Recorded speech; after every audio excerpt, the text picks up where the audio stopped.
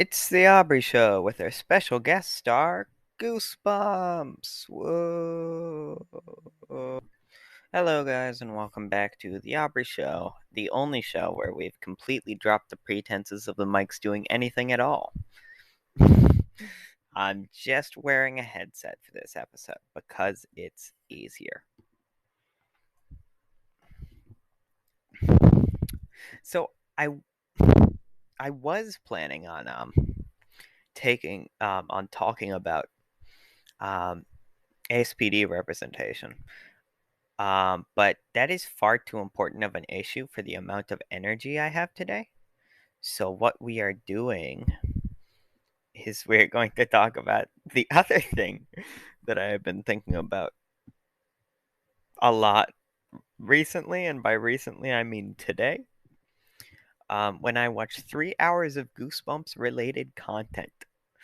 Um, I watched like 4 or 5 video essays on YouTube, and um, I read like an article about a Goosebumps book that I did remember, and I honestly thought I hallucinated. And then I watched all of the second Goosebumps movie. The first one, for the record, Halloween classic in my opinion. It's just so fun. I kind of love the first Goosebumps movie. Second one, no, never touch that movie. Um, Point is, I have watched far too much Goosebumps. So I'm gonna talk about it. That's kind of how this goes. Okay, so first of all, my past with Goosebumps has been long. When I was a kid, I read so much of this shit, and I hated all of it. I can't stand horror, for the record. Whenever I watch a horror movie, I have to cover my eyes. Whenever I read a horror book, I have to take regular breaks just because it fucking creeps me out this much. So I remember Goosebumps from like reading them below my covers, reading way too much of them at once, then not being able to get to sleep for 4 days. They were my ideal form of torture. And I don't know when I fell out of fashion with them. I think I might have just not been going to the library as much for whatever reason. And, like, I remember Go Eat Worms was the last Goosebumps book that I ever read. And that was just because I found it at my grandma's house or at my grandpa's house when I went to visit. I was like, holy shit. I remember these. So I read it. But even then, that was like 3 years ago. These are old shit for me. They're genuinely like kind of childhood nostalgia. And I read so much of them that, when somebody names a Goosebumps book, usually it triggers someone. And I'm like, I remember that. So I have a big past with these things. Just as, the type of fun horror books that you would read as a kid. But I don't remember enough about that to super talk about. So I'm just gonna move on to, I don't know, like the next section. This is not organized. And that's my past. But that brings us to 2015 when the Goosebumps movie first came out. The first Goosebumps movie came out. Um, and I saw the trailers for this and I was hyped. I was like, holy shit, bro, it's 2015. I got out of my Goosebumps phase like 2 years ago. This shit's, I mean, how fucking old was I? I actually, was I even, I don't fucking know when this movie came out, like time wise. Was I still in my Goosebumps phase? I don't know. It feels more recent, is my point. Um, So I convinced a bunch of people to go watch this. My family, and my family is the bunch of people. I convinced my entire family to come watch this with me. We do, and I see that shit. Um, and I gotta say, not the least enjoyable experience. It is a 6 on Rotten Tomatoes, and I fully agree with that rating.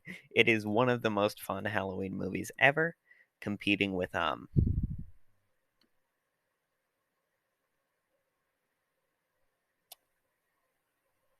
point being, it's a fun movie. um, so the idea is it just moves into a new house, which is plot of 90% of yeah, the Goosebumps books right there. Um, and then that's got a hot neighbor, but her dad is R.L. Stein, the writer of Goosebumps, and then his creations start coming alive and chaos ensues. It's great. It's a great time. Point is, I watched this and I was super fucking hyped. But in like before the Goosebumps movie, there was the Goosebumps show. Just to kind of the structure of this video is just discussing all Goosebumps content ever. There was a Goosebumps show, and the show I never watched. I watched one episode of, I think. But once again, it was one of those situations where it was way too scary. That I could not, my little kid brain could not physically handle it. My brain right now would probably not be able to physically handle it. Spooky. um, but I hear that it was like largely okay. Really cheesy, but still fun for kids. And that the Mask episode was fucking great. And I mean, the Mask book was great. So what do you expect? Um, and what was I? Yeah, that's all I have to say about the fucking Goosebumps show. And I don't know when they came out, but I there was like these theme park books, these spooky theme park books, for Goosebumps, where it was like a bunch of stuff. I remember the Monster Blood returned for one of them. It was like a bunch of kids trapped in a theme park or something. I don't know. I was kind of fucked. Loki, I didn't even read that much, but I knew that. And they had to have been more recent than the other like old books. I don't know where they fit in on the timeline, so to speak, but I feel like they were good. So in conclusion, in order of most good to least good, like most that you should do or least that you should do. Number one, read the books. They're great. They're short. They're easy. They're so fun too. They always get those fun little twists. Number two, second most thing you should do, um, is should probably watch those movies because those movies, well, one of the movies fucked. Watch the first movie. Um, During Halloween, especially, it's gonna be great. I promise.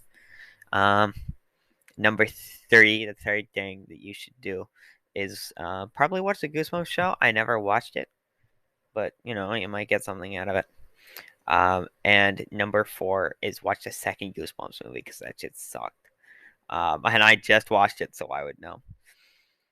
And number zero, above one, read the fucking no, don't read. Watch the fucking video essays. The video essays are great. They got me into this. Actually, what's the Twilight Zone? What's the Twilight Zone? Okay, so I'm Aubrey. This was the Aubrey Show. Your homework is to watch the Twilight Zone, even if it really scares you. Cause don't be a little fucking bitch. I'm number one. You're number two. You may think that you're at large, but I'm larger than you. I'm number one. He's number one.